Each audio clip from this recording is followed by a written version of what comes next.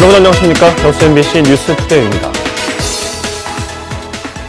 전라남도가 본격적인 겨울 철새 도래기를 맞아 철새 도래지와 닭, 오리 사육 농가에 대한 차단 방역을 강화하고 있습니다. 전라남도는 순천만 등 주요 도내 철새 도래지 10곳에 차단 방역 홍보 입간판과 현수막, 탐조객을 위한 발판 소독조를 설치하고 군과 시군, 농협의 방제 장비를 활용해 주변 도로와 농가 소독을 실시하고 있습니다. 오리 사육 농가에는 생석회를 공급해 농장 출입구와 울타리 주변에 살포하도록 하고 농장 입구에 고정형 소독시설과 출입구 차단 장치, 축사의 그물망 설치 등 방역수칙 준수를 당부하고 있습니다. 전남도 교육청이 장소금 교육감 취임 이후 처음으로 조직 개편에 나섭니다. 도교육청은 지난 석 달 동안 준비 작업을 마치고 고위 행정직을 축소하는 등 개편안을 마련했다며 특히 각계각층으로 구성된 30여 명의 위원으로 교육참여위원회를 구성해 독립적으로 운영할 계획이라고 밝혔습니다. 그러나 이번 개편안과 관련해 소통 부재 등 지적이 나오면서 다음 달 도의회 통과 여부도 주목되고 있습니다. 통일 트랙터 품앗이라고 아십니까? 시민 성금으로 북한에 트랙터를 보내서 민간 교류와 협력의 장을 마련하자는 건데요. 지역 시군 단위에서는 처음으로 전남 순천에서 운동본부가 결성돼 사업이 가시화되고 있습니다. 박광수 기자가 보도합니다. 도심 복판에 나타난 60마력급 대형 트랙터 주변에서 환호가 터져나옵니다. 국민들의 성금으로 북한에 농기계를 보내 남북 민간 협력의 첫 장을 만들자는 시민운동. 이른바 통일 트랙터 품앗이의 첫 결실입니다. 통일 트랙터 만세! 만세! 통일 만세! 만세! 통일 트랙터는 전국 농민회 총연맹이 북한의 농업근로자 동맹과 의기투합해 민간 차원의 첫 남북 교류 협력 사업 모델로 지난달 초 구체화됐습니다. 농기계가 부족한 북한에 트랙터 100대를 보내 제2의 소대 방북을 실현하자는 취지입니다. 기초지자체로는 전국에서 처음으로 결성된 순천운동본부에는 농업인 단체는 물론 40여 시민단체가 함께해 남북 민간협력 사업에 대한 뜨거운 관심을 반영했습니다. 사람이 오가고 물자와 정보가 오가는 전면교류의 시대를 통일 트랙터로 열어나갈 것이다. 실제 군사비가 줄어들어야만이 그걸로 인해서 민생 복지가 확대가 되고 또 복지 예산이 증액이 될 수 있기 때문에 지금 이 통일운동, 평화운동은 우리 실생활 바꿀 수 있는 그런 운동이라고 생각이 듭니다. 지역운동본부는 이곳 순천에서만 2대 이상의 트랙터를 확보해 다음 달 전국적인 트랙터 북송 행렬에 동참할 계획입니다. MBC 뉴스 박광수입니다. 민중당이 전라남도의 농민수당 도입 계획에 대해 환영의 뜻을 밝혔습니다.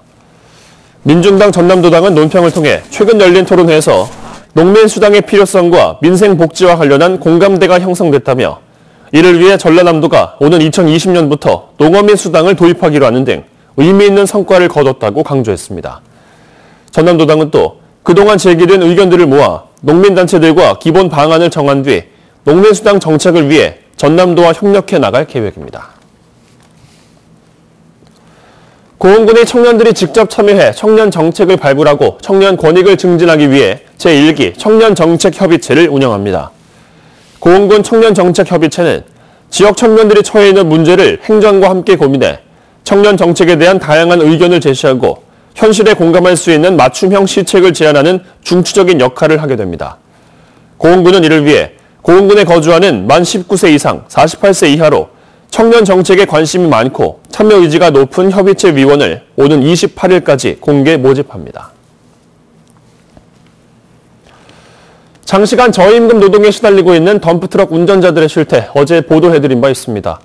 그런데 임금도 제때 받지 못하는 경우가 많았습니다. 최근 5년간 국내 건설사에서 임금을 체불한 사례만 500건이 넘는데 단속은 제때 이뤄지지 못하고 있습니다. 집중기획보도 조희원 기자입니다. 지난 2016년 여수 화양면 택지 개발 현장에서 일한 굴착기 운전자 4명은 아직도 대금을 지급받지 못했습니다. 소송에서 이겨 지급 판결을 받아냈지만 건설사 대표가 파산을 통보하고 잠적한 탓입니다.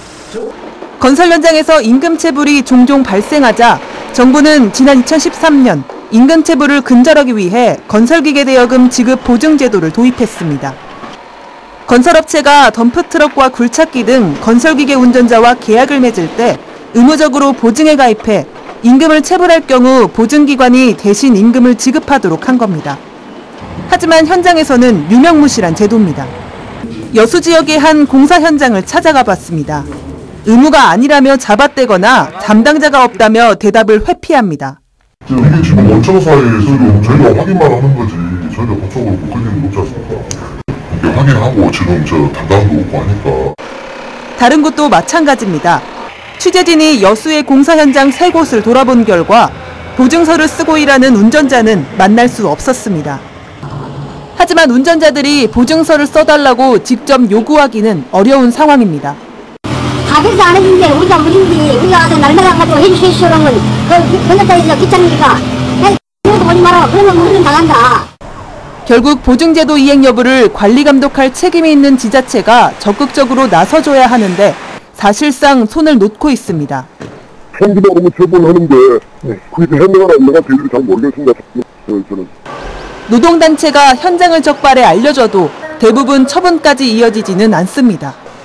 지난달 여수에서만 5곳의 현장이 적발됐지만 단 한 곳도 행정처분을 받지 않았습니다. 행정처분을 받은 건설 현장은 지난 2년 동안 단 한 곳뿐이었습니다. 사정이 이렇다 보니 전국 건설 현장에서 보증에 가입한 건설업체는 10%에도 미치지 못합니다. 장시간 저임금에 시달리는 건설기계 운전자들. 자치단체의 안일한 단속과 부실한 행정 탓에 이 임금조차 제대로 받지 못하는 처지로 내몰리고 있습니다. MBC 뉴스 조희원입니다. 오는 15일 수능 시험을 앞두고 전남에서는 17,700여 명이 응시한 것으로 조사됐습니다. 전남도 교육청에 따르면 이번 수능 시험에 재학생 15,600여 명과 졸업생 1,800여 명이 응시해 지난해보다 소폭 늘었으며 도내 47곳에서 시험이 치러지게 됩니다. 이와 관련해 교육청은 지난해 수능 시험에서 답안 작성과 응시 방법 위반 등으로 3명이 적발됐다며 수험생들의 주의를 당부했습니다. 광양시의회 의정비가 이달 말까지 최종 결정됩니다. 광양시는 내년부터 오는 2022년까지 광양시의회 의원들에게 지급될 4년간의 의정비를 결정하는 광양시 의정비 심의위원회가 구성돼 이달 말까지 활동에 나선다고 밝혔습니다. 현재 광양시의회 의원 의정비는 연간 3,672만 원으로 교육계와 법조계, 시민단체 등으로 구성된 의정비 심의위원회가 의정비 안을 정하면 의회에서 최종 의결하게 됩니다. 가까이 극장이 없어 영화 보는 일이 열날 행세했던 전남이지만 그래도 영화 보는 횟수가 꾸준히 늘고 있습니다. 작은 영화관을 중심으로 영화 문화를 즐길 수 있는 기회가 커지고 있기 때문입니다. 장용기 기자가 보도합니다. 전남의 세 번째 작은 영화관인 진도 아리랑 시네마. 1978년 극장이 문을 닫은 지 40년 만인 지난해 여름 진도에 생긴 영화관입니다. 그동안 영화를 보러 목포의 극장까지 가야 했던 불편은 사라졌습니다. 1년 만에 극장을 찾은 이용객이 진도군 인구 2배가 넘는 7만 명을 넘어섰습니다.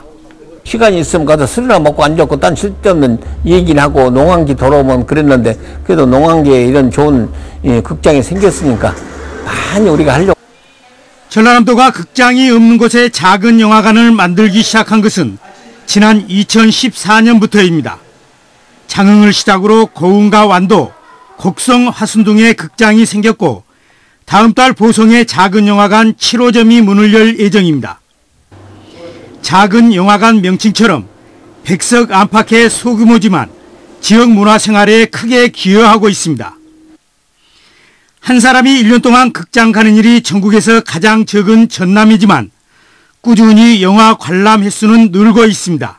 가격도 민간 영화관보다 더 저렴하고 접근성이 좋아서 이제 관람객이 많이 지금도 늘어나고 있습니다. 아직도 전남 22개 시군 가운데 9곳의 지역 주민들은 영화를 보기 위해서 영화관이 있는 다른 지역으로 가야 합니다. MBC 뉴스 장용기입니다. 자동차와 가전, 광주를 대표하는 주력 산업이 흔들리고 있습니다. 생산과 수출 물량이 크게 줄면서 중소협력업체들이 자금난에 시달리고 있습니다. 현장에서는 극약 처방이 필요하다는 목소리가 높습니다. 이계상 기자입니다. 광주 경제의 3분의 1을 차지하는 기아자동차 광주 공장의 생산량이 15% 가까이 떨어지고 수출 물량은 20% 이상 감소했습니다. 기아차의 생산과 수출 부진은 곧바로 중소제조업체들의 매출 하락으로 이어집니다. 자동차 소음기를 생산해서 기아차에 전량 납품하는 이 업체는 말 그대로 직격탄을 맞고 있습니다. 인건비와 원자재값 상승으로 가뜩이나 힘든 상황에서 영업이익마저 최저 수준으로 떨어졌습니다. 매출은 감소되고 인건비는 오르고 부재료비는 상승되고 그리고 금융권에서는 대출이 대단히 어려워지고 삼성전자 백색 가전 생산 라인이 상당 부분 해외로 옮겨간 이후 일부 협력업체들은 업종 다각화를 시도했습니다. 생산 설비를 새로 설치하고 연구 개발에 막대한 투자가 이루어졌지만 금융권 신규 대출이 가로막히기 일쑤고 기존 대출도 상환 압박에 시달리고 있습니다. 보통 3, 4년은 걸린다고 봐야 돼요. 근데 그걸 안 기다려준다는 게 기다려주지 않고 그냥 무조건 상한으로 1년 지났으니까 10% 상한해야 된다, 20% 상한해야 된다. 광주 주력 산업이 흔들리는 상황에서 중소업체들은 자금 지원이라도 든든하게 해달라고 하소연합니다. 정부가 어느 정도의 중간 매개가 돼가지고 금융하고 풀을 만들어서 싼 자금에 투입이 된다 그러면 많은 분들이 다시 한번 힘을 내서 신용보증기금과 광주은행, 광주시는 상호 협력을 통해서 1%의 저금리 자금을 제조업체에 지원하는 방안을 검토하고 있습니다. 저리 자금으로 좀 이렇게 금융을 좀 공급을 했으면 좋겠다 이런 이야기인데 그런 노력을 저희도 해야 되고 사실상 뭐 그런 것들이 피부에 와닿는 이런 거 아니겠습니까? 중소제조업체들이 벼랑 끝 위기를 벗어나지 못할 경우 광주 경제 자체가 심하게 요동칠 거라는 우려가 확산되고 있습니다. MBC 뉴스 이계상입니다. 앞으로 예상되는 비양은 제주 산간지방에 100mm 이상, 남해안과 영동을 제외한 중부지방, 경북 북부에 20에서 60mm가량의 많은 비가 내리겠고요. 벼락이 치거나 돌풍이 부는 곳도 있겠습니다.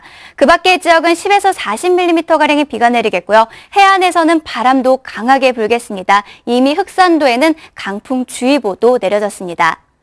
비가 오고 바람이 불면서 미세먼지는 조금씩 해소되고 있습니다. 충청과 전북 곳곳에서는 오늘 오전까지만 미세먼지의 영향을 받겠고요. 차츰 해소되겠습니다. 하지만 내일 낮부터 미세먼지가 또다시 유입될 가능성이 있어서 계속해서 조심하셔야겠습니다. 오늘 전국적으로 비가 내리겠고 해안에서는 바람이 강하게 불겠습니다. 이 비는 내일 새벽부터 아침 사이에 그칠 것으로 보입니다. 자세한 현재 기온은 서울이 10.9도, 울산은 13.9도, 전주는 12.7도를 보이고 있고요. 한낮 기온은 서울이 16도, 광주 18도, 부산 20도, 강릉은 16도로 어제와 비슷하겠습니다. 내일 비가 그친 뒤로는 당분간 구름만 끼겠고요. 아침 기온이 떨어져서 부쩍 더 쌀쌀해지겠습니다. 활기찬 하루 되세요. 날씨였습니다.